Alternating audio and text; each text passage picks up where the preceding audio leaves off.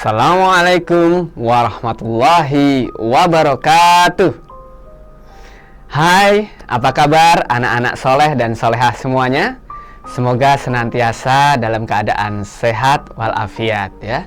Baik, alhamdulillah kali ini bertemu dengan Teacher Joni ya. Kali ini Teacher Joni akan bercerita tentang kisah ya Nabi Muhammad SAW. Nah, temanya kali ini adalah sabar.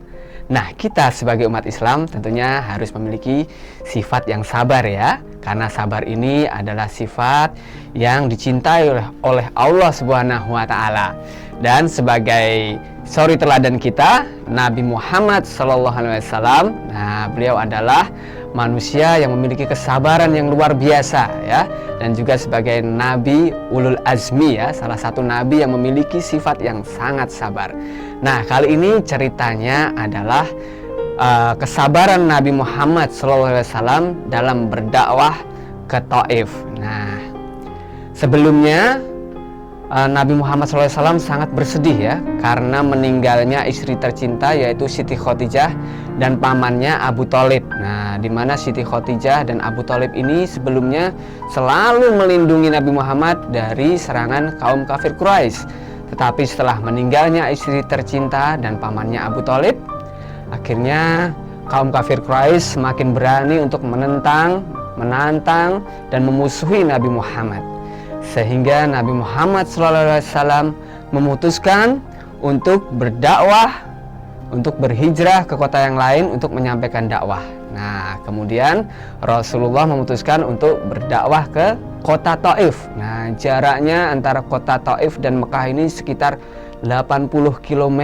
Nah, cukup jauh ya, teman-teman.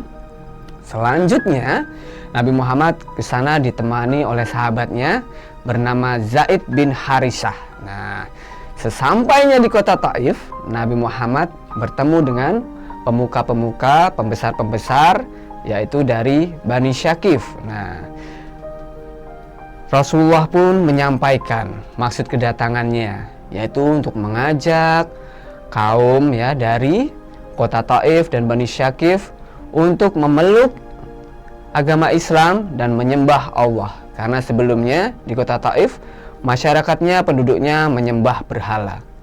Tetapi apa yang didapatkan oleh Nabi Muhammad SAW? Orang-orang dari kota Taif itu tidak mau menerima ajaran yang disampaikan Nabi Muhammad. Mereka menghina, mengejek, ya, menghujat, bahkan mengusir Nabi Muhammad untuk pergi dari kota tersebut. Bahkan ketika Nabi Muhammad mau pergi meninggalkan kota tersebut, penduduk kota Taif itu melempari Nabi Muhammad dengan batu ya, sehingga Nabi Muhammad berlumuran darah, kakinya sakit ya.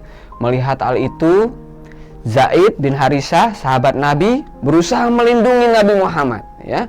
Melindungi Nabi Muhammad sehingga Zaid bin Harisah pun dilempari batu sampai kepalanya berdarah, tubuhnya berlumuran darah. Akhirnya Nabi Muhammad dan sahabatnya Zaid pergi meninggalkan kota Taif tersebut dengan tertatih-tatih. Sampai akhirnya Nabi Muhammad sampai di sebuah kebun kurma untuk beristirahat. Nah, di sana Nabi Muhammad berdoa, memohon kekuatan dan perlindungan dari Allah Subhanahu wa taala. Kemudian turunlah malaikat ya atas perintah Allah, malaikat Jibril dan malaikat yang lainnya. Nah, malaikat berkata kepada Nabi Muhammad, "Wahai Nabi Muhammad SAW, kami diperintahkan oleh Allah untuk melindungimu. Bila kamu mau, wahai Rasulullah, maka kami akan lemparkan itu gunung yang ada di Taif itu, untuk kami lemparkan ke penduduk Taif agar mereka mendapat balasan atas apa yang telah mereka lakukan terhadapmu." Tetapi apa jawaban dari Rasulullah? Tidak, jangan. Meskipun mereka tadi sudah menolak, mengejek, bahkan melempariku dengan batu, tapi mudah-mudahan kelak keturunannya, anak cucunya akan beriman kepada Allah, memeluk agama Islam. Luar biasa. Itulah kesabaran dari Rasulullah. Meskipun telah dihina, diejek, bahkan disakiti, dilempari batu sampai berlumuran darah, tetapi Rasulullah Shallallahu Alaihi Wasallam sama sekali tidak menyimpan dendam, ya, penuh kasih sayang, bahkan mendoakan kebaikan kepada penduduk Taif tersebut. Sehingga pada beberapa tahun kemudian terwujudlah apa yang didoakan oleh Rasulullah. Banyak dari penduduk kota Taif yang memeluk agama Islam dan beriman kepada Allah.